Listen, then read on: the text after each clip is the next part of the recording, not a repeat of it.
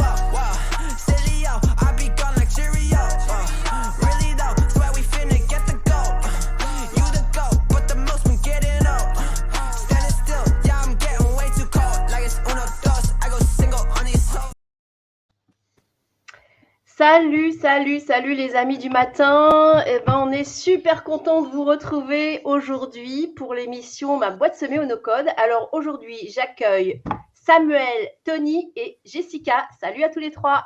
Salut. Bonjour Jocelyne. Ravi que vous soyez là ce matin avec vos cafés évidemment. J'espère que nos amis sur la chaîne, alors est-ce qu'il y a beaucoup de monde de connecté pour l'instant? Je ne sais pas encore. On va voir au fil. N'hésitez pas à nous mettre des petits messages pour nous dire que vous êtes avec nous. Comme d'habitude, on est vraiment là pour échanger avec vous. Donc, n'hésitez pas à nous mettre des petits messages dans le chat. Alors, aujourd'hui, pour ma boîte semée au no-code, salut, c'est bien. Ah, j'aime bien quand je vous vois apparaître dans le chat. Aujourd'hui, c'est donc Samuel qui avait une problématique pour laquelle il a fait appel au no-code. Alors, je ne sais pas si ta demande au départ, c'était justement d'avoir une solution no-code. Peut-être Samuel, est-ce que tu veux commencer, nous dire un petit peu qui tu es, quelle problématique tu avais et comment tu as fait appel à Jessica et à Tony. Oui, bien sûr. Pour répondre à la question d'emblée, on ne s'est pas beaucoup posé la question entre code et no-code parce qu'on connaissait bien Jessica Docaré notamment. Donc, ça a été assez rapide le choix, on va dire, pour passer par le no-code. Pour faire une petite introduction, donc je travaille pour Les Deux Mains. On est en fait l'école de la réparation. Donc, on forme des profils éloignés de l'emploi sur tous les métiers de la réparation, donc pour qu'ils deviennent ensuite des réparateurs, des techniciens qui contribuent en fait à l'allongement de la durée de vie de tous les appareils électriques, électroménagers. Et donc, comme dans toute école, on a un volet qui est particulièrement important, c'est le volet du recrutement. On travaille, nous, spécifiquement avec des demandeurs d'emploi et des personnes éloignées de l'emploi. Donc ça peut être, des jeunes qui sont en décrochage scolaire, des personnes âgées qui ont du mal à se remettre dans le milieu du travail en raison de leur âge, des personnes qui arrivent, récemment en France, d'autres pays et la particularité, si vous voulez, c'est qu'on a justement un gros volet sur la partie recrutement. Il Mmh. faut rencontrer ces personnes-là, il faut leur présenter l'école, il faut aussi, faire toute une phase d'entretien avec eux parce qu'on les sélectionne uniquement sur leur motivation, leur envie de faire ce métier-là. L'idée justement derrière notre recrutement, c'est d'être le plus inclusif possible et donc de pas avoir d'attente sur, le parcours, les expériences et cetera. Et pour faire tout ça justement, on a besoin, de structurer un peu toute cette partie de sourcing et de recrutement comme on dit. Mm. Et si vous voulez, quand on a commencé à faire ça, avec, Mathilde, mon associée qui est pas là aujourd'hui, hem, Bonjour on a eu Mathilde. des diffi bonjour Mathilde, hein, une pensée pour elle. On a des difficultés parce que si vous voulez, on se perd dans les outils. Eh On oui, a au moins ouais. 4 outils différents, on passe par Airtable, par Notion, Mm. par un formulaire, Google, qui n'est pas rattaché au Notion. Donc vraiment, l'inverse de l'automatisation et l'inverse de l'optimisation des outils. Ça veut Donc dire, c'est à ce Samuel, si moment-là je que comprends bien, en fait, si je le reformule, tu as un gros vivier de personnes à suivre de façon qualitative mmh, dans tout ce process de recrutement pour embarquer du monde chez les demain. Mais tu vas nous en dire un petit peu plus tout à l'heure sur les demain parce que ça donne envie d'en savoir plus. Mais du coup, Mm. tu as un gros vivier de personnes à suivre de façon avec beaucoup de proximité et tu avais mis au départ plusieurs outils qui n'étaient pas connectés entre eux en place pour mettre ça en route. Est-ce que c'est bien ça le point de départ en fait? c'est ça, ouais. Quand on Ok, lance la première promotion, on a à peu près 200 candidatures ouais, donc qui sont, c'est du monde à plus ou suivre. moins Ouais, éparpillées entre différents outils. Donc, je comprends. là, ça commence compliqué justement Mm. pour les suivre vraiment individuellement et puis suivre les différentes étapes du processus de sélection. Ok. Et donc du coup, tu connaissais déjà Jessica, c'est ça? Absolument, ouais. Et donc du coup, qu'est-ce que tu as dit à Jessica? Aide-moi, fais quelque chose. Comment tu as fait? Alors j'ai dit à Jessica: «C'est la panique». J'ai dit à Jessica: «Je sais qu'il existe plein de moyens pour, ben, concaténer tous ces outils-là sur un même outil. Je sais qu'il existe plein de moyens pour automatiser tout ça et j'ai déjà entendu parler du no-code, ça m'a l'air pas mal. Ah, Qu'est-ce que tu peux faire pour nous?»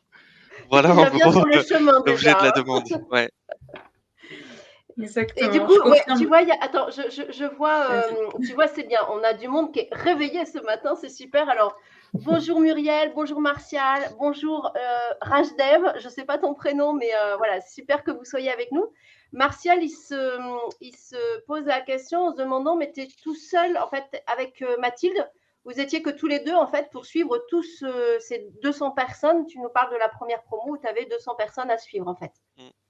Ouais, Ok, absolument. Bah, on a lancé le projet, il y a 1 an et donc on est tous les 2 avec Mathilde. Donc on a fait cette première re session de recrutement, à la main pour le ok. coup, parce que justement on manquait d'outils. Donc ouais, on a fait ça tous les 2 Avec avec les risques Mathilde, mon associée. d'erreur, les risques d'oubli et le temps que vous avez dû passer, Ouais, j'imagine, sur la première promo. Mais c'est intéressant, ça va c'est nous ça. donner aussi un ratio sur les gains que tu as derrière.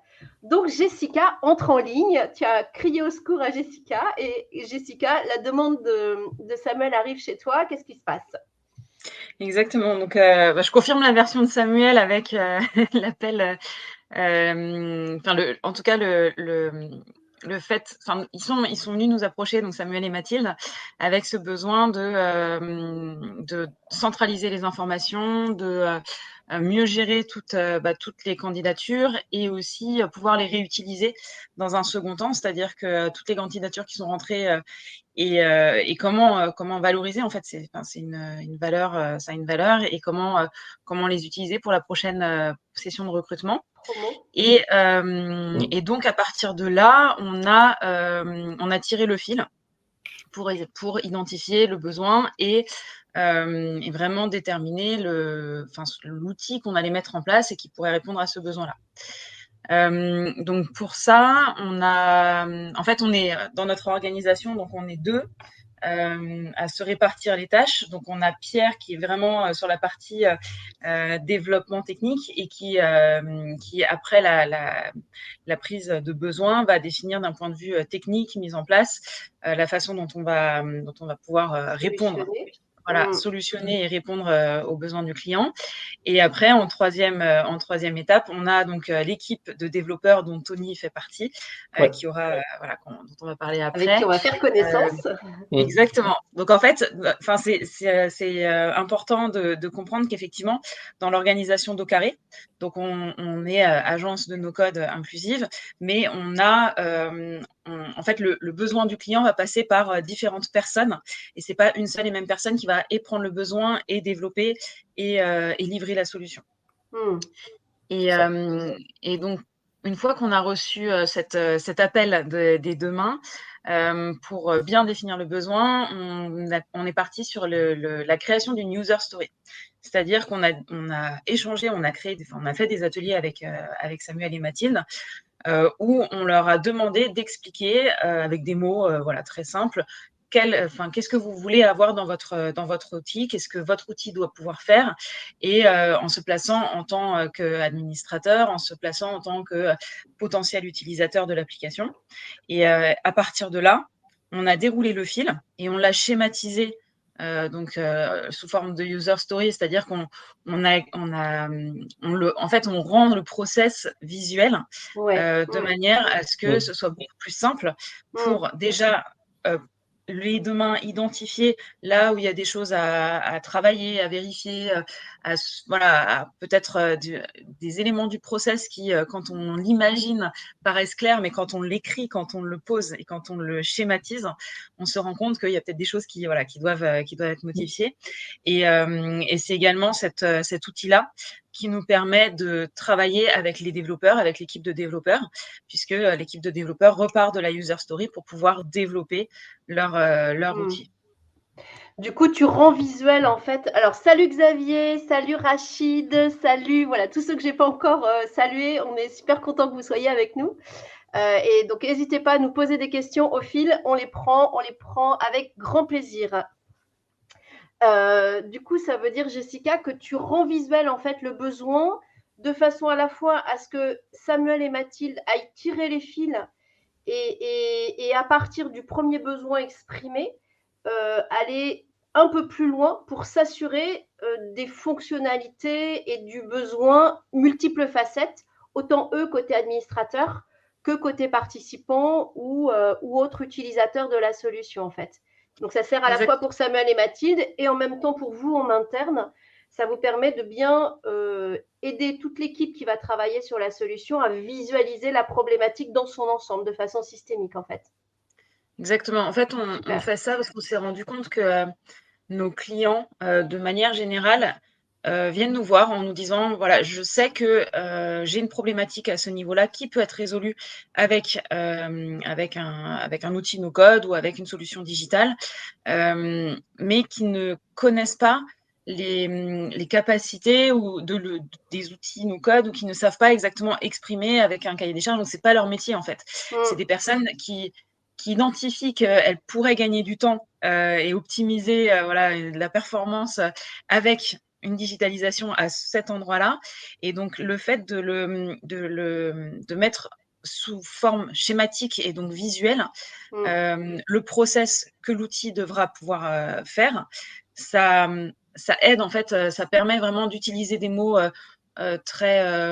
d'utiliser des phrases en fait pour dire quand je me connecte, je veux pouvoir accéder à tel menu. Quand je vais dans tel menu, je veux pouvoir retrouver la candidature qui a été faite l'année dernière. Donc en fait, ça permet vraiment d'exprimer en français et de le retranscrire visuellement en process. Ouais. Et c'est extrêmement puissant en fait de faire cet outil-là, parce que le client déjà se rend très rapidement compte de là où il y a des points du process qui peuvent être à retravailler. Préciser, préciser. Et en fait, c'est assez puissant parce qu'on a une map en quelques heures de l'outil qu'on aimerait développer. Ouais. Et Et c'est effectivement, après, vraiment, ça, ouais. Pardon, vas-y. Pardon. Oui, je dis c'est vraiment super important ce que tu dis parce que, enfin, moi je l'observe aussi. Chacun son métier. Samuel, son job, c'est pas de faire du no-code. Son job, c'est d'être hyper qualitatif dans l'accompagnement qu'il va avoir avec et les publics et leur montée en compétences. Et du coup, effectivement, quand on passe pas par ces étapes de schématisation, et ben, du coup, on peut passer à côté de l'anticipation de certains besoins. Et là, tu nous parles aussi de quelque chose que Samuel n'avait pas évoqué, c'est comment vous allez retravailler avec tout cet historique en fait du vivier des personnes que vous avez eu en premier contact. Et donc là, je sens que vous l'avez vous avez tissé le fil à partir de ça aussi pour que ce vivier devienne aussi un capital immatériel des demain avec lequel vous allez retravailler. Et c'est noble quand je dis capital immatériel, en fait. Ouais, C'est ça. exactement. Hein. Exactement, ouais. C'est super. Et du coup, là, je vois aussi toute ta patte. Alors, vous êtes tous les deux, vous avez lancé tous les deux des entreprises, donc avec vos cofondateurs, avec vraiment cette patte inclusive. Mais je trouve que cette façon de maqueter, c'est aussi très lié à ça. C'est-à-dire, quand on est sur cette approche inclusive, on va s'interroger sur quelle visibilité a l'autre, en fait, des choses. Et donc, du coup, ça traduit bien ça et c'est facilitant pour tout le monde. Donc, c'est très chouette. Du coup, qu'est-ce Exactement, qui s'est passé après ça? Ouais. Pardon, oui. Ouais, justement, j'allais rebondir sur ce que tu Oui, je t'en disais prie, parce Jessica. que nos développeurs no-code donc, sont des personnes, enfin, je ne suis pas rentrée dans le détail de qui est au carré, mais donc on forme des développeurs no-code. Enfin, on forme des personnes qui sont éloignées de l'emploi au métier de développeur no-code. Et donc, c'est des personnes qui n'ont pas, enfin, en tout cas, le recrutement se fait sans prérequis. Donc, on a des personnes qui rejoignent au carré qui n'ont jamais travaillé dans le numérique, qui n'ont pas été développeurs auparavant. Et donc, il y a toute cette méthodologie, effectivement, qui est à apprendre. Et le fait de passer par cette schématisation via la user story est un excellent moyen de pouvoir échanger et faire passer, exprimer le besoin du client auprès de l'équipe de dev. Ouais, je vois bien. Tony va nous le dire tout à l'heure, mais je vois vraiment bien le potentiel que ça a. Alors, je regarde en même temps du côté du chat de nos super auditeurs du matin. Je vois qu'il y en a qui s'occupent à la fois de nous écouter, de leurs gamins qui doivent partir à l'école, j'ai l'impression.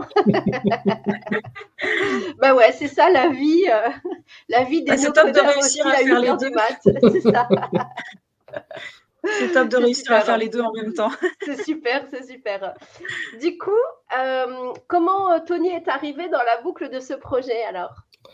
Alors, en tirant le fil, donc effectivement, on a eu cette première phase de compréhension du besoin des demain et de pouvoir l'écrire. On l'a donc fait sous User Story, comme je disais avant. Et à partir de là, donc, on a proposé à Tony de travailler sur cette solution-là. Et donc, Tony, qui est développeur no-code pour les demain, donc s'est occupé de la partie technique. Donc, c'est-à-dire comment, à partir des outils no-code sur lesquels il est formé et avec lesquels il travaille, comment répondre aux besoins et comment utiliser cette user story, enfin comment développer l'outil qui va correspondre à la user story qui a été présentée. Et du coup, là, il y a eu un travail avec Pierre et Tony. Si j'ai bien compris dans votre organisation, c'est Pierre qui prend le relais sur la partie plus tech, en fait, avec les développeurs no-code, en fait, c'est ça? Exactement. Ok. Ouais. Là, c'est Pierre qui est sur la partie développeur et qui chapeaute, enfin voilà, qui va rediriger donc les projets et qui va en fait, c'est le chef de projet, donc il a le lien direct avec le client. Il va prendre le besoin, mais également s'assurer de la qualité du livrable, du fait que le livrable soit livré en temps et en heure. Et il va répartir donc les projets auprès des développeurs.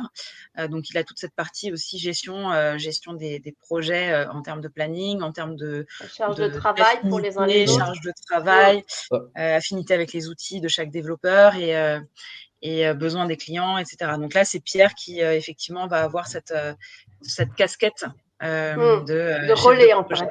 Voilà. Ouais. Alors avant que je te passe la parole, Tony, il y a Xavier qui demande un petit peu de précision sur est-ce que les équipes sont formées justement à écrire les user stories? Est-ce que c'est toi, Jessica et Pierre qui êtes plutôt là-dessus? Comment vous fonctionnez par rapport à ça? Nos auditeurs ont envie d'avoir un petit peu de précision sur les user stories. Tu as créé un petit peu quelque chose qui intéresse, c'est chouette. Oui, donc en fait, dans notre organisation, donc pour remettre le contexte, donc au Carré, donc comme je disais, on accompagne des personnes qui sont éloignées de l'emploi et qui vont avoir des profils type personnes en situation de handicap. Ça peut être également des personnes qui sont en décrochage scolaire, des personnes seniors. Donc on est sur un type de profil de personnes qui sont des gens très de la vraie vie, quoi. Exactement, exactement. Et donc notre accompagnement en fait se fait sur un accompagnement, donc un apprentissage des outils no-code, mais il y a également toute une partie insertion qui démarre dès le moment de la formation, donc avec des rendez-vous avec un assistant social pour lever tous les freins de retour à l'emploi. Donc ça, c'est un process qui est assez long. Donc la Ça veut dire formation... c'est aligner en fait, si je leur dis avec des mots simples, c'est aligner le projet professionnel de la personne avec ce que vous faites, voilà, ce qui est proposé en fait au Carré en fait. Ouais, c'est ça, et faire des ponts entre les deux. c'est ça, et c'est aussi permettre, en fait, utiliser le no-code comme levier d'inclusion pour des personnes qui ne sont pas dans le parcours classique d'apprentissage du numérique. Donc en fait, on ouvre ces portes du no-code à des personnes qui n'auraient pas eu accès à ce secteur d'activité. À cette porte. Et donc la formation dure 3 mois, et ensuite on embauche donc les personnes sur un contrat de 12 mois dans notre agence, pendant ces 12 mois, ils vont développer des solutions pour le compte de nos clients. Et donc, j'explique tout ça parce que, en fait, ce sont des personnes qui ne sont pas forcément... Enfin, l'objectif, c'est qu'elles ne soient pas forcément en lien direct avec le client. Dans un premier temps, c'est vraiment l'équipe, donc l'équipe de management, donc ça va être Pierre ou moi, qui allons être en contact avec le client pour définir le besoin. Parce que ça, c'est une compétence qu'on ne travaille pas pendant la période de formation. Je comprends. Exactement. Et après, certains développeurs sont plus à l'aise avec le client, d'autres moins. En fait, c'est une première, si tu veux, le parcours au Carré, c'est une première étape pour mettre un pied dans le numérique, dans le no-code. Et après, il y a un projet professionnel individuel avec chacun des développeurs sur ceux qui veulent aller plutôt sur du produit et effectivement être peut-être en lien avec le client, d'autres qui sont plus en bac et qui vont aller sur du code, qui vont peut-être continuer leur formation. Avec des agences, par exemple. C'est ça, exactement. Donc voilà, c'est pour ça que nous, on garde la main en fait sur cet échange avec le client. Quand je dis nous, c'est l'équipe management. Toi et Pierre, Voilà. Et après, c'est les développeurs qui vont vraiment, eux, être sur la partie technique, parce que l'objectif d'Ocaré, c'est qu'au bout des 15 mois, quand les développeurs sortent d'Ocaré, ils aient des compétences techniques qu'ils peuvent mettre en avant sur leur CV avec un portefeuille de réalisation, etc. Ok. Donc Xavier, est-ce que la réponse de Jessica te convient? Là, chez Au Carré, c'est Pierre et Jessica qui sont sur ce travail avec le besoin du client et le maquettage avec la user story. Et après, il y a le passage du relais qui se fait vers l'équipe des no-codeurs. C'est pertinent, nous dit Xavier. C'est parti, on peut continuer. Alors, ensuite, Tony entre dans la boucle, piloté par Pierre. Donc, c'est ça. Est-ce que Tony, tu veux nous raconter un petit peu comment toi, le projet de Samuel t'a été décrit et comment tu es entré dedans? Alors tout d'abord, moi j'ai échangé surtout avec Pierre parce que c'était lui qui était en relation du coup avec Samuel et Mathilde. Il m'a décrit en gros les attentes des demain, qui était en gros un process recruitment. Je gérais beaucoup de candidatures à partir de février en gros. Donc du coup, petit à petit, j'ai commencé à faire un format. On avait carte blanche sur le développement. Donc en gros, on avait commencé d'abord avec Airtable pour faire une base de données. Donc vraiment, ce qui allait regrouper toutes les informations sur les candidatures, sur les administrateurs, sur les entreprises clients aussi également, qui sont rattachées au demain. Et ensuite, on a fait un stacker qui est en fait là pour, on va dire, rendre plus ergonomique la base de données et du coup gérer les informations pour Samuel et Mathilde. Donc c'est vraiment un outil interne qui sera là pour en gros gérer les informations sur chaque candidature, sur les clients et sur tout ce qu'il y a besoin en fait de savoir. Voilà. Sur les étapes par exemple. Et donc, du coup, toi, Tony, ça veut dire que tu es développeur no-code depuis combien de temps, là, depuis septembre. L'entreprise au carré? Depuis septembre, ok. Oui, c'est ça. Tu as démarré, tu n'avais jamais entendu parler du no-code quand tu es arrivé chez au carré? Pas du tout. En fait, je travaillais dans une autre entreprise avant en CDDI. Et on m'a présenté du coup la fiche technique de au carré. On m'a dit que c'était une formation de 3 mois et ensuite je pouvais déboucher sur un CDDI. Voilà. Et voilà, donc j'ai été formé pendant les 3 mois et ensuite, voilà, tout simplement. Et qu'est-ce qui t'a attiré? Qu'est-ce qui fait que tu as eu envie de changer Parce que quand on ne connaît pas le no-code, avoir envie de se plonger dedans, alors que si tu n'étais pas tech au départ, qu'est-ce qui t'a attiré en fait? De base, j'étais un peu tech. J'aimais beaucoup tout ce qui était. Voilà, c'est ça. Mais c'est vrai que ce qui m'avait beaucoup inquiété, c'était surtout le code. Et là, le fait qu'il n'y ait pas de code et qu'on pouvait avoir le même potentiel de créativité, d'innovation, d'apport sur le besoin des entreprises et des associations, c'était un gros plus pour moi en tout cas. Et ça m'avait beaucoup intéressé. Voilà, c'est ça, ouais, beaucoup. On est tous pareils, Tony, hein. Voilà, c'est ça. Ouais, c'est ça. Ouais. Mais non, ça m'avait beaucoup intéressé. Et du coup, c'est pour ça que je suis venu. C'était le déclencheur pour toi. Ouais, c'est ça. Ouais. C'est super. Mais c'est vrai que je ne connaissais pas du tout, j'en avais jamais entendu parler avant que j'ai eu la formation. Ouais. D'accord, ok, super. Donc du coup, voilà, écoute, on fait une petite parenthèse personnelle, mais je trouve que c'est intéressant de voir, parce que d'abord, on est tous des no-codeurs et voilà, on a sans doute des choses qui peuvent se ressembler. Certains sont, oui, des codeurs au départ, pardon pour ceux qui sont dans le chat et qui ont d'autres parcours très tech au départ. Donc du coup, tu reçois et tu commences à travailler avec Pierre. Tu vas travailler sur une base de données Airtable et puis après sur un outillage qui permet que ce soit très fonctionnel pour Mathilde et Samuel. Du coup, quelle problématique tu as dû dépasser? Tu vois, là, je vois par exemple Muriel qui nous met dans le chat. Est-ce que le choix des outils, ça a été fait par Jessica et Pierre? Ou est-ce que tu as pu proposer des choses en avançant sur la problématique de Samuel et Mathilde et faire des propositions? Comment ça s'est passé?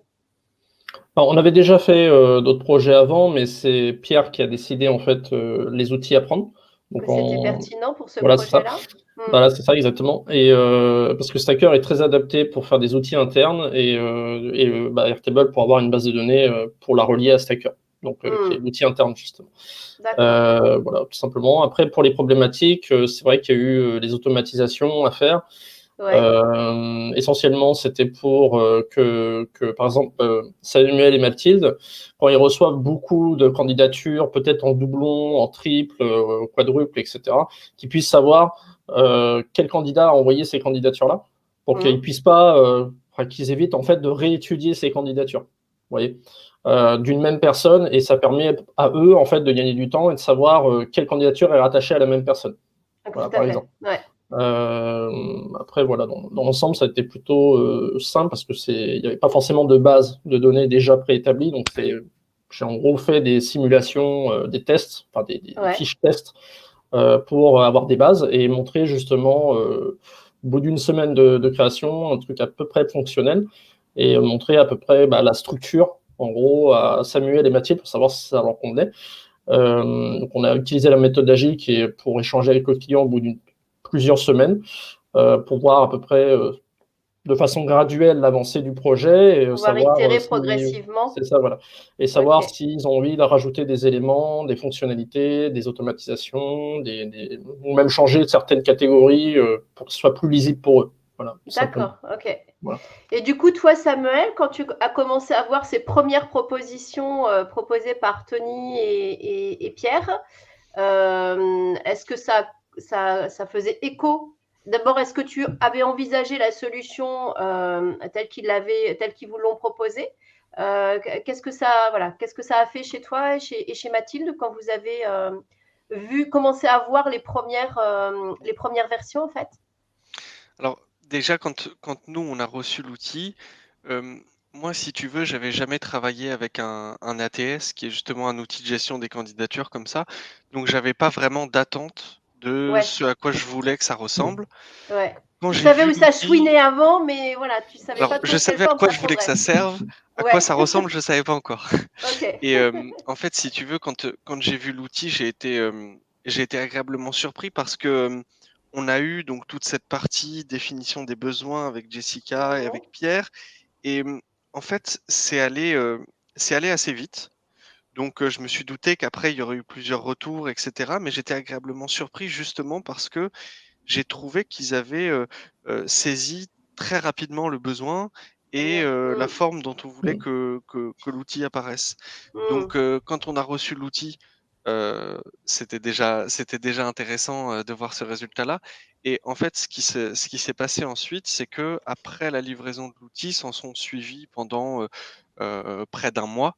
Je sais plus exactement, mais 4 à 5 échanges et allers-retours Aller-retour. pendant lesquels on a, précisé les besoins tout simplement. Il y avait à un moment une interface qu'on voulait un peu modifier, donc ça, c'était un changement assez important. Puis ensuite, il y a des détails, des titres, des menus déroulants à modifier, des Des informations, besoins métiers que tu nouvelles à pouvoir avais ch avec Mathilde. voilà, c'est ça. Donc ensuite, on a, passé du temps pour justement, passer en revue tout l'outil et faire les modifications restantes pour que ça colle vraiment à ce dont on avait besoin, quoi. Mais ce que je retiens quand même, c'est que au moment de la livraison de l'outil, c'était, déjà très abouti. Ouais. C'est-à-dire que entre ton help à Jessica, Mmh. la définition du besoin qui a été précisée avec ce maquettage au travers la user story et la livraison de la version 1 en fait, Mmh. tu avais déjà une grosse marge qui était montée en fait, et où déjà tu avais une bonne prise en compte de tout ton besoin. Et après, ça a été du travail d'ajustement dans la finesse en fait, pour arriver à votre solution actuelle. C'est bien ça? C'est ça, dès la première version, on avait un outil qui répondait aux Mmh. besoins prioritaires qui était en fait d'avoir un outil unique qui Mmh. concaténait toutes les fonctionnalités, Mmh. au lieu d'avoir, 3 ou 4 outils différents comme on utilisait auparavant. Le truc Donc qui en fait, fatigue et dès qui nous le prend la voilà, tête. Ouais. c'est ça.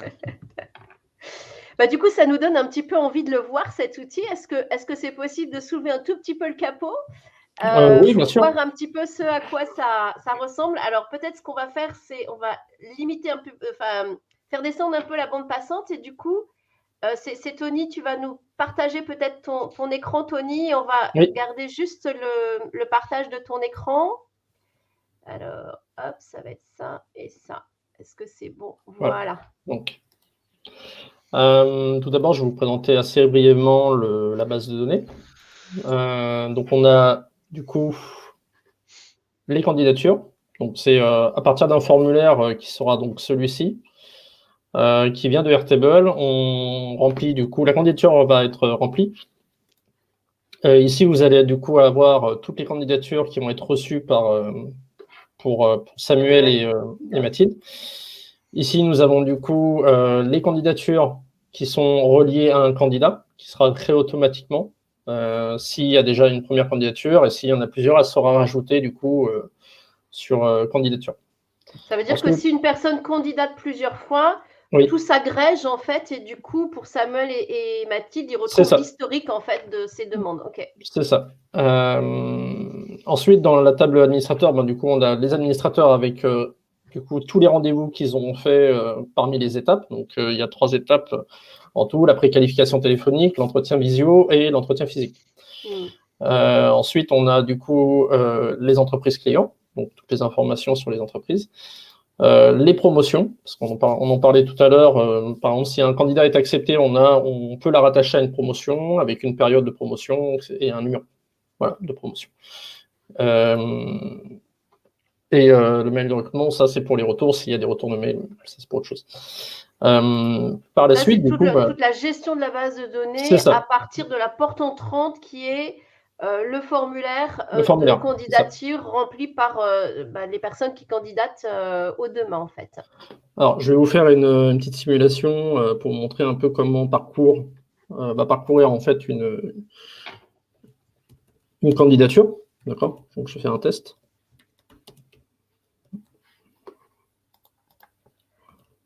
Nos amis les matinaux dans le chat, n'hésitez pas au fil de la démo de Tony, si des choses vous posent question.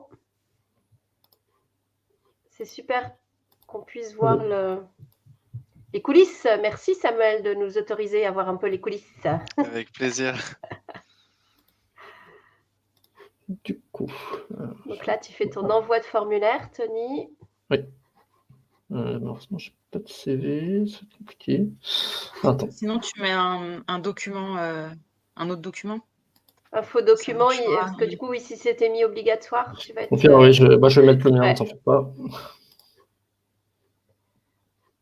Donc voilà. Donc, du coup, c'est le formulaire. Le formulaire va être envoyé, du coup, par la suite. D'ailleurs, ce formulaire-là, Mathilde et Samuel pourront le mettre directement sur leur site. Voilà. D'accord. Donc, comme vous pouvez voir, la candidature va être du coup envoyée directement, ajoutée en bas.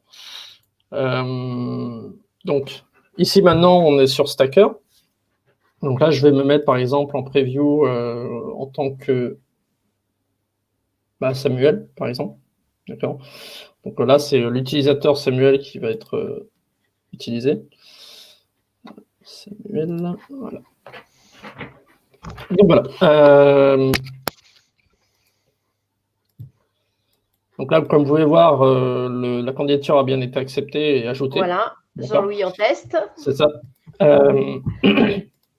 Du coup, en tant que Samuel, je vais voir dans la candidature les entrées qu'il y a eu. Petit souci. Ouais, comme on est en diffusion, peut-être ça met un peu de temps à. Ouais, ça met un peu de temps. Attendez, je vais rafraîchir la page.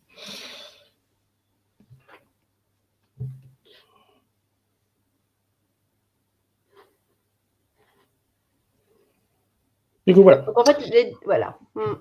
Donc du coup, là, on a la table candidature, on a plusieurs vues, donc on a toutes les candidatures, nouvelles candidatures, réceptionnées, la préqualification téléphonique, l'entretien visio, l'entretien physique, l'entretien client, et bien sûr, les candidatures acceptées, archivées ou nouveau.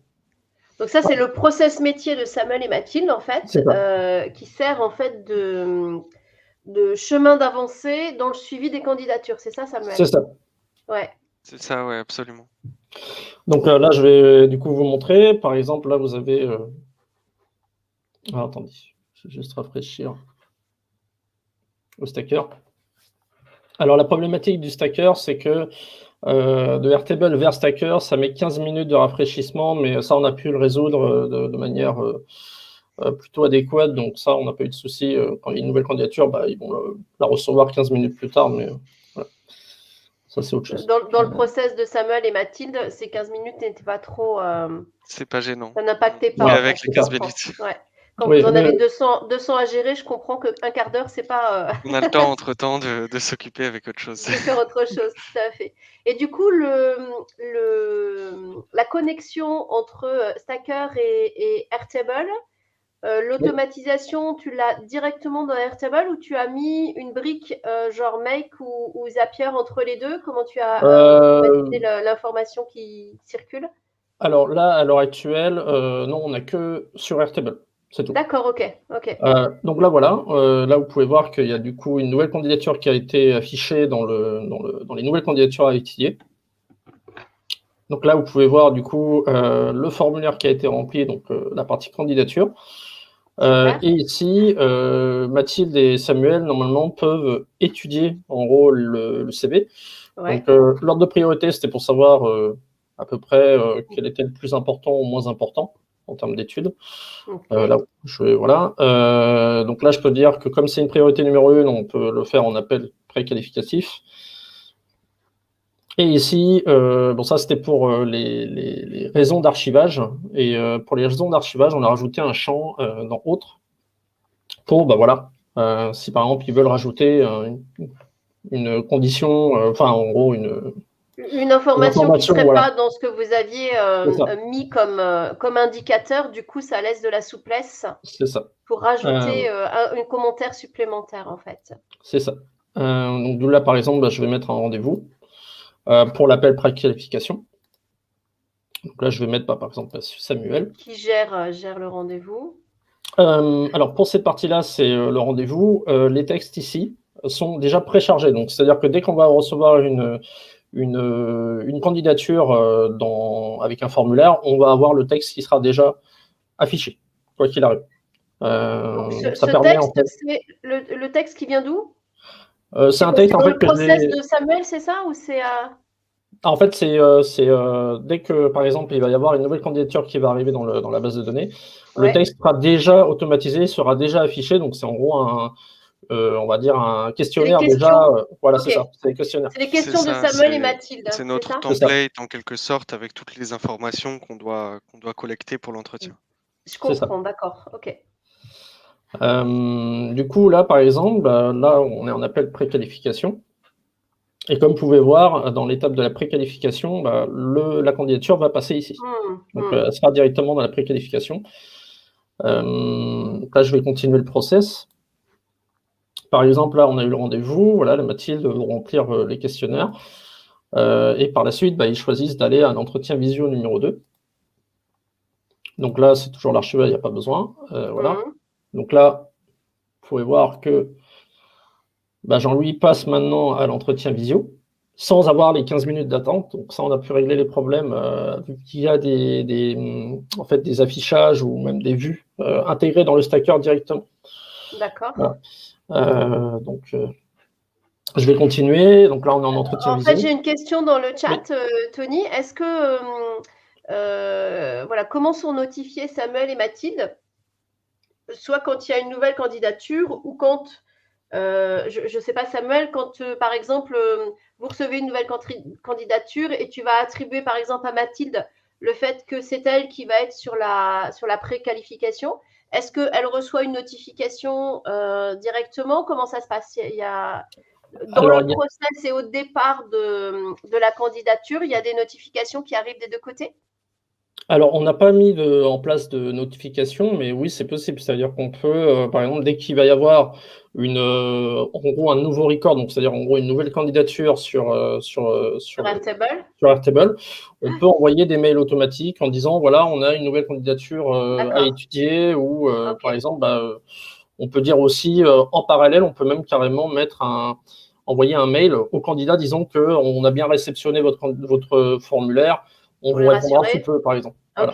Ok. Alors, les infos... En fait, c'était pas dans la définition des besoins, donc c'est pas quelque chose qu'on a mis en place. Enfin, Samuel, je sais pas si tu veux rajouter autre chose là-dessus, mais... Ouais, c'est ça. Ce qu'on a par rapport à la notification, c'est surtout un mail qu'on va envoyer de manière automatique ensuite au candidat pour le notifier à la fin d'un entretien. Par exemple, voilà, vous passez à l'étape suivante, on se retrouve la prochaine fois avec le client pour un autre entretien. D'accord. C'était plus ça votre besoin. Alors, Martial nous demande, est-ce que les infos du template d'entretien sont décomposées en champs pour leur exploitation, ou est-ce que tout reste dans le même champ de type note interne? Alors, est-ce que je comprends bien ta question, Martial?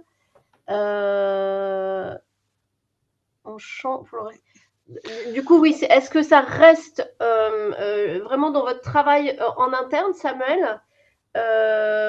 Ou est-ce que ça fonctionne un petit peu différemment? Je ne sais pas si c'est exactement la question, mais en tout cas, dans la note interne, on peut modifier chaque champ. Et ensuite, voilà, par exemple, s'il y a des champs qui correspondent davantage à l'entretien, on peut ajouter une réponse qui, pour le coup, sera manuelle. On peut supprimer certains champs si ça ne correspond pas. D'accord. Donc ensuite, à l'intérieur du template, on est assez libre, on va dire, pour l'utiliser selon notre besoin. Ok, ça répond à ta question, Martial. N'hésite pas à nous le dire dans le... Ok, c'est ça. Ouais, c'est différents champs, ouais, absolument. Ouais, c'est ça. Par contre, les informations que Mathilde et Samuel vont changer sur le stacker seront instantanées vers le Airtable. Donc, ça synchronise aussi avec le Airtable. Ok, super. Voilà, donc c'est instantané. Je continue du coup à vous Du présenter. coup, en fait, là, on voit bien, on comprend bien, ta démo, elle est bonne, Tony, on comprend bien, en fait, tout le process métier que va passer la candidature. Si on arrive à la fin du Alors, process, en fait, du coup, là, je vais vous montrer du coup une candidature qui aura fait vraiment tout le process. ouais, Donc là, par exemple, vous avez donc la candidature, l'évaluation du CV, l'appel de préqualification, entretien, visio, entretien physique, entretien client. Donc c'est là, ça, par hein, exemple, pour ouais. l'entretien client, en fait, Mathilde et Samuel vont recevoir en gros les appréciations du client concernant l'entretien qu'il aura réalisé avec le candidat. Et par la suite, voilà, on peut mettre une note du client, commentaire envoyé au candidat, et là, on peut dire que le candidat a été accepté par le client et il est rattaché automatiquement À la promotion. à une promotion. Voilà. Ça, Ok, après, la promotion, bien sûr, ça, c'est Mathilde et Samuel de choisir le nom de la promotion, la période. c'est sûr. Et Ouais. voilà, ils peuvent le créer sans problème. Voilà, tout simplement. Ok, Et donc du pour. coup, on voit bien tout le process traversé, et C'est on ça. voit bien la lisibilité que ça engendre pour vous. Samuel, tu vas me dire un peu, toi, comment ça vous a soulagé dans votre métier, en fait. Tony, il y a une question sur Mm. la synchronisation Airtable et donc l'outil qui sert pour le pilotage et Mm. ce travail sur les 15 minutes que tu as évoqué, sur lesquelles vous avez trouvé des améliorations. Est-ce que tu peux préciser un petit peu?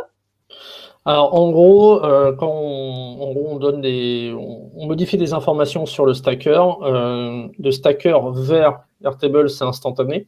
Par Ouais, contre, si par exemple on veut envoyer une information de stacker vers Airtable et que l'automatisation se fait sur le Airtable et qu'il est forcément renvoyé sur le stacker, ça mettra 15 minutes. Ça, c'est le d'accord. gros problème.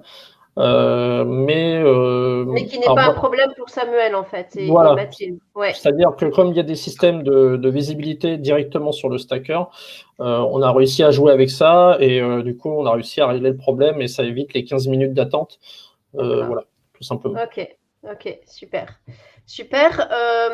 Rachid nous demande s'il y a un tableau de bord où Mathilde et Samuel, vous pouvez suivre et piloter en fait les tâches qui vous sont attribuées l'un à l'autre. Est-ce que c'est quelque chose dont vous aviez besoin et que vous avez mis en œuvre ou c'était pas quelque chose de demandé dans la solution? Pour le tableau de bord, normalement, c'est Oui, le est-ce que, alors, en Workflow. fait, là, c'est plus sur le pilotage de Samuel et Mathilde. D'abord, est-ce que c'est un besoin que vous aviez de pouvoir chacun suivre les tâches qui vous sont attribuées? Peut-être que vous n'aviez pas ce besoin. Et si vous l'aviez, est-ce que c'est quelque chose qui a été mis en place? Ouais, ouais, absolument. Bah, d'un certain point de vue, ce qu'on a demandé à Tony, c'est de trouver un moyen de nous faire apparaître au moins en fait les actions qu'on a à mener. C'est ça. Ensuite, on Ok. peut voir assez facilement si c'est une action à mener par Samuel ou une action à mener par Mathilde. Ok. Mais ouais, c'est important, voilà, de faire apparaître ces actions-là dès qu'on a une action à mener pour distinguer les candidatures par rapport à celles où voilà, il y a un C'est processus déjà en qui est en cours, hein. cours, on est en attente de Hmm. quelque chose. D'accord. Ok. Super. Super. Bon, je pense que ça doit répondre à ta question, Rachid. C'est vraiment super. Ça nous donne vraiment une. Merci pour cette démo, Tony. Alors, tu veux peut-être continuer? Je vois que tu nous montres autre Euh, chose. oui, je voulais vous montrer justement assez rapidement les candidats. Donc là, par exemple, vous pouvez D'accord. voir qu'il y a plusieurs candidatures. On peut savoir le nombre de candidatures pour un candidat et voilà, savoir si la personne a fait plusieurs ou non des candidatures. Voilà, tout simplement. Ok. Ouais. Ensuite, il y a les entreprises clients. Donc, on a moyen de récupérer, d'ajouter des nouvelles entreprises directement dans cette liste. Voilà, par exemple. Là, on a un Donc, formulaire les entreprises, d'inscription. Samuel, c'est à partir du moment où les personnes sont rentrées en promo, c'est des prestations qui vont être réalisées, donc des En fait, prestations de réparation. Et là, avant qu'on boucle, il faudra vraiment que tu nous racontes quand même un petit peu plus comment vous contribuez à l'environnement et comment vous travaillez au niveau de la réparation. Mais c'est des entreprises clientes pour vous, c'est ça? ouais, bah, je vous dis ça en 2 mots, Jocelyne, on n'est pas agence, nous, comme au Carré. Nous, on Ouais, fait seulement de la formation, mais la particularité, c'est qu'en fait, on fait en sorte de trouver une entreprise qui va embaucher la personne qu'on forme D'accord, ok. au moment de l'entrée en formation. Donc l'entreprise va faire une promesse d'embauche et la personne qu'on forme va ensuite entrer en alternance dans l'entreprise. Donc c'est ces entreprises-là en fait qui sont rattachées dès le début de la formation à un candidat. Il y aura Ok, je comprends. notamment pendant le processus de recrutement un entretien qui va se faire avec l'entreprise où le candidat va être intégré ensuite. Ok, super. J'avais besoin de cette précision-là. Salut à ceux qui vont emmener leur marmot à l'école. Je vois dans le chat que le sujet est toujours présent. Il y a aussi des questions concernant la veille sur les outils. Bah, je les garde ça peut-être pour Jessica tout à l'heure. Ok, allez, vas-y Tony, finis-nous la démo parce que je vois que l'heure avance. Oui, je vais faire assez vite. Tout le monde va partir à la maternelle ou à l'école emmener ses gamins en fait. Par exemple, là, on a la partie promotion qui permet du coup de savoir la période et toutes les personnes rattachées. Et également aussi savoir quel candidat a été accepté par les entreprises durant cette promotion. Donc, ça permet de savoir un peu plus en détail d'où vient la candidature, enfin le candidat en question et par qui il a été accepté durant cette promotion. Il y a vraiment une vue très suivie en fait de l'amont, la formation, l'entreprise après. Et donc, du coup, pour Samuel et Mathilde, ça engendre vraiment une visualisation synthétique pour chaque personne, en fait. Oui, c'est ça. Oui. Super. Et pour le dernier, l'administrateur, là, ça permet en fait de savoir qui Mathilde a reçu, voilà, ou Samuel. Là, c'est la question à Rachid. Voilà, le fait que chacun des administrateurs ait sa propre page avec l'état, en fait, de ses actions en fait en fonction du process métier qui a été défini. C'est ça. C'est vraiment je trouve que c'est une super solution que vous avez mis en place. Moi, de mon point de vue et au vu de ce que je connais de la complexité de piloter qualitativement un vivier de recrutement. Peut-être Samuel, tu peux nous dire un peu. Tu as fini, Tony, sur la démo, ça va? Ok. Oui, non, c'est bon. Du coup, on va pouvoir quitter peut-être le partage d'écran et voilà, revenir. Voilà, comme ça, Samuel, dis-nous un peu. Je vois que voilà, vous avez une super outil là, qui a été mis en œuvre. Et ben, qu'est-ce que ça a engendré pour toi et Mathilde voilà, dans votre quotidien? Qu'est-ce que ça a changé? Qu'est-ce qui s'est passé? Raconte-nous. Oui, écoute, Jocelyne, déjà, on attend le lancement de notre deuxième promotion pour pouvoir le tester en réel et je pense que ça va changer pas mal de choses. Ok, on fait du teasing en même temps. Ouais, voilà. On a déjà eu l'occasion en réalité de faire des tests sur l'outil. Donc voilà, on sait bien que ça va changer à la fois notre manière de gérer le processus de sélection, mais même en amont. Et c'est un peu ce que disait Jessica tout à l'heure sur l'identification des besoins. C'est aussi cet outil-là qui a pu faire aussi, tu vois, revoir certaines choses sur le processus de sélection, optimiser le passage d'une étape à l'autre à certains moments, parce que justement, on se rendait compte que d'un point de vue opérationnel pour nous, il y avait un décalage par rapport au processus qu'on pouvait proposer pour les candidats. Donc, ça nous a aussi permis, tu vois, pour l'instant, Clarifier, de en fait. prendre un peu du recul sur le Ouais. processus qu'on avait défini et l'alléger, l'optimiser en certains points. Donc, C'est-à-dire voilà. que les questionnements de Jessica et Pierre vous ont permis aussi de préciser, d'améliorer, d'affûter en fait votre processus version 2, à la fois pour l'outil, mais aussi pour vous côté métier en fait, c'est ça? Ouais, c'est ça. C'est top, c'est top. Donc déjà, l'outil n'est pas encore complètement en service et il y a déjà plein de gains pour vous. On a hâte de l'utiliser. C'est super. Oui, puis certainement, vous allez avoir un gain sur le temps, à la fois temps Ouais, c'est et certain. qualitatif. Là, au vu de ce que je vois comme solution, c'est vraiment top. Tony, tu as dû avoir du plaisir, j'imagine, à livrer cette solution qui fonctionne super bien. Oui, ça permet déjà de. Ce qui a été surtout sympa, c'est qu'on a pu beaucoup échanger avec Mathilde et Samuel pour vraiment, rendre ça plus qualitatif, d'être beaucoup mieux en termes, enfin, d'être meilleur en termes de productivité aussi pour eux, parce que ça permet aussi de beaucoup simplifier les choses. Je pense c'est un gain de temps énorme pour une entreprise déjà aussi. Donc voilà, simplement. Il y a une petite question de Xavier, en fait. Est-ce que à un moment, tu t'es senti limité en fait dans la stack c'est-à-dire avec les 2 outils que tu as mis en œuvre, ou est-ce que vraiment tu as eu l'impression que toutes les fonctionnalités que tu voulais mettre en œuvre pour répondre aux besoins de Samuel et Mathilde, tu les trouvais dans ces 2 outils? Alors, la première chose que j'ai eue, c'était surtout sur Stacker concernant les vues. Parce qu'en fait, je sais que Samuel et Mathilde voulaient que certaines candidatures qui sont en cours de process puissent sauter des étapes. Le problème, c'est que les vues, on peut avoir que des end, donc c'est-à-dire en gros, on est obligé d'avoir toutes les vues quoi qu'il arrive. On ne pouvait pas mettre de ou, donc en gros, ajouter des conditions pour dire que je veux que ça comme vue, et pas toutes les vues en fait. Donc ça a été le gros souci qu'il y a eu sur Stacker.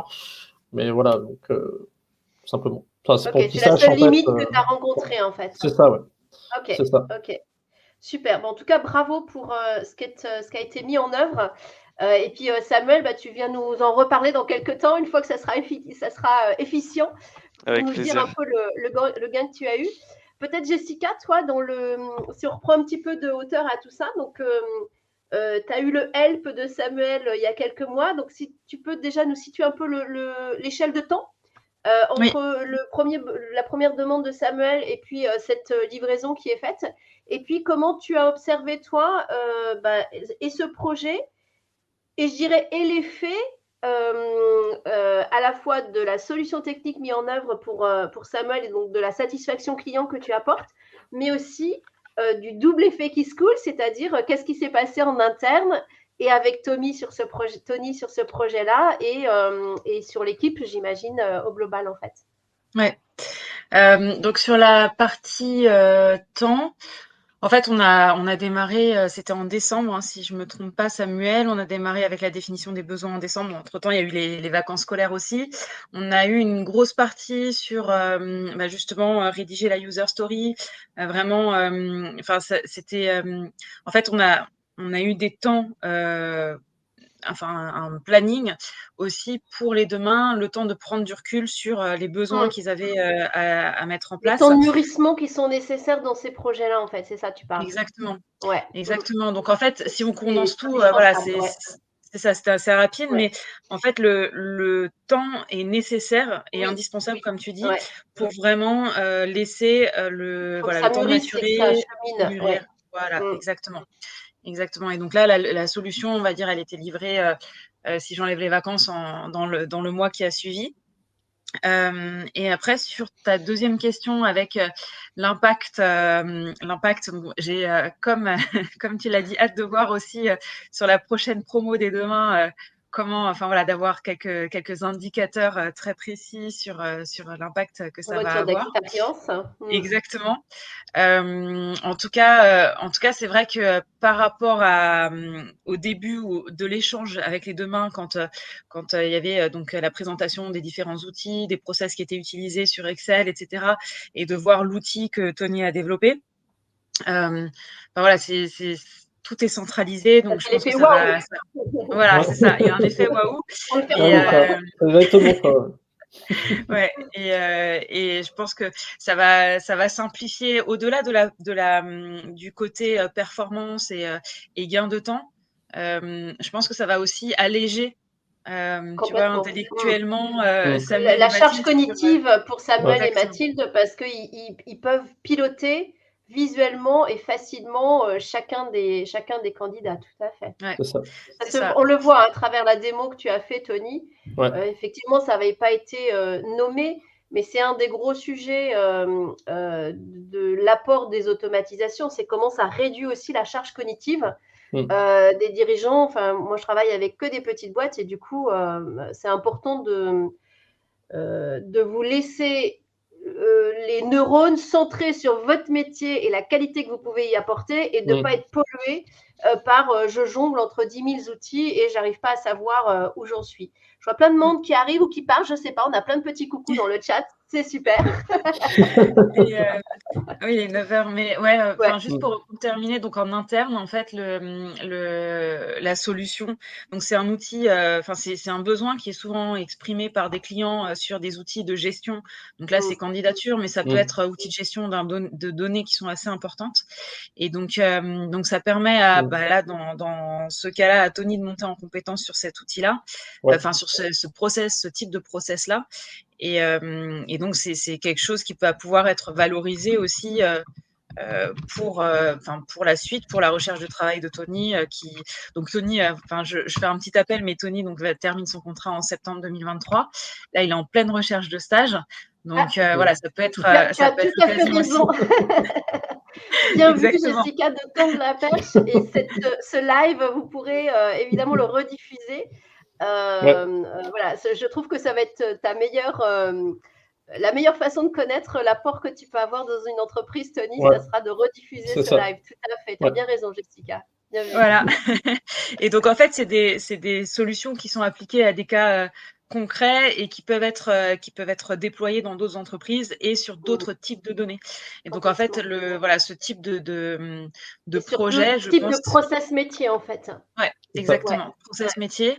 Et donc, ça permet, en fait, d'avoir un portefeuille de réalisation qui peut être valorisé auprès de recruteurs et d'entreprises.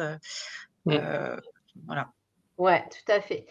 Et du coup, c'est top. Et donc, du coup, voilà, on voit vraiment bien je dirais, ces deux facettes de ce que vous faites à Au Carré, à la fois agence no-code et à la fois accompagnement de projets pro. Du coup, on va boucler avec Samuel parce qu'il va falloir qu'on rende l'antenne. Mais Samuel, j'ai juste envie de tirer un tout petit peu le fil sur ton activité. Je trouve ça extra parce qu'on a plein d'électroménagers et toute cette obsolescence programmée fait que de plus en plus rapidement, nos électroménagers bug. Et donc, du coup, par ton activité, tu contribues à la fois à remettre sur le chemin du travail des personnes qui avaient besoin de se reformer. Et en même temps, ça contribue à l'environnement. Est-ce que tu peux nous raconter ça et on va finir là-dessus? Ouais, bien sûr, avec plaisir. Exactement, c'est ce que tu dis. Il y a une grosse pénurie en fait aujourd'hui de techniciens qui sont là pour justement réparer les appareils électroménagers électriques et contribuer à l'allongement de leur durée de vie en les réparant, en faisant du réemploi, etc. Donc justement, nous, on travaille avec toutes ces entreprises qui font de la réparation. Ça peut être des fabricants, des distributeurs ou des entreprises spécialisées dans la réparation. Et elles ont, eux, un gros besoin de main-d'œuvre, de techniciens. Et donc, justement, nous, notre activité, c'est de former ces techniciens. Et comme je disais au départ, on s'adresse, nous, justement, à un public spécifiquement de personnes éloignées de l'emploi. Parce que c'est aussi des personnes qui vont avoir des qualités, un talent, qui au départ des bricoleurs, des gens qui s'intéressent à la technique, qui ont envie de toucher les appareils. Mais qui n'ont pas forcément de formation qui sont adaptées à eux pour dévoiler leur talent dans ce métier-là. Donc nous, on les forme, on les accompagne et puis surtout, comme je disais tout à l'heure, on leur trouve une entreprise dans laquelle, à la fin de la formation, ils vont être embauchés pour pouvoir commencer leur carrière C'est top. et réparer les Vraiment appareils. top. Voilà. Ouais, c'est vraiment chouette. Ça agit à plusieurs niveaux. Et du coup, voilà, vraiment, vos deux boîtes, là, je les adore. Donc, vraiment un grand merci d'avoir passé cette heure matinale avec nous et de pouvoir le partager. Je vois qu'il y a encore des questions dans le chat. Muriel, tu sais quoi, Muriel? On a une autre petite pépite qui va bientôt sortir dans quelques semaines avec Jessica, parce que Jessica a fait partie des interviewés pour un prochain épisode du podcast No Code France. Donc, les réponses que vous n'avez pas eues aujourd'hui de la part de Jessica et de son agence Au Carré, eh ben, je vous invite, tu vois, je fais du teasing, à venir dès qu'on va sortir l'épisode de Jessica, son épisode de podcast sur le podcast des portraits du no-code. Eh bien, vous en saurez un petit peu plus. Un grand merci à vous tous. Pour ceux qui restent sur la chaîne Twitch de No Code France, vous avez, je reprends l'agenda, donc Pierre qui fait un talk à 13h ce midi sur diversité et inclusion, ça doit être le thème du jour. Ce soir, pour les parigots, il y a le meet-up à Paris. Bon, je n'y serai pas, j'ai pas le temps, mais voilà, je suis tout en pensée avec vous. Évidemment, tous les jeudis, il y a la sortie d'un nouvel épisode du super podcast Les Portraits du No-Code. Donc demain, ça sera Laurent. Vous avez un petit peu le teasing, je vous en dirai plus demain. Et puis, votre prochaine émission préférée, Ma boîte se met au no-code, ça sera le mercredi 8 mars. Parce que oui, je dis que c'est le premier mercredi du mois, mais 2 fois, je fais autrement. Et là, ça sera le 8 mars. Jessica, Samuel, Tony, vraiment un grand merci. Vous avez été top. Je vous laisse peut-être pour les mots de la fin. Je vous laisse boucler. Samuel, ton mot de la fin. Bah écoute, merci Jocelyne. Pour moi, c'était ma première sur Twitch en live, donc content d'avoir fait l'expérience. Tony, ton mot de la fin. Bah écoutez, déjà un grand merci pour l'invitation. Et puis oui, comme pour Samuel, moi ça a été la première fois aussi. Donc. Bienvenue sur Twitch, sur la chaîne de No-Code France. Vous avez été super. Jessica, ton mot de la fin. Plein de premières fois pour ce matin, parce que c'était mon premier Twitch aussi. En tout cas, un grand merci pour l'invitation et pour la présentation du projet. C'était top. Merci. Ah, c'est génial. Et puis merci, vous tous, merci à toi, en tout cas. qui êtes encore en ligne, vous êtes top. C'était un plaisir de vous savoir avec nous. Et c'est vraiment cet aller-retour avec vous qui est vraiment extra. Continuez à diffuser l'épisode pour qu'il soit vu plein de fois parce qu'il y avait plein de choses super intéressantes à partager. Salut à tous. Salut. Salut, merci. Salut.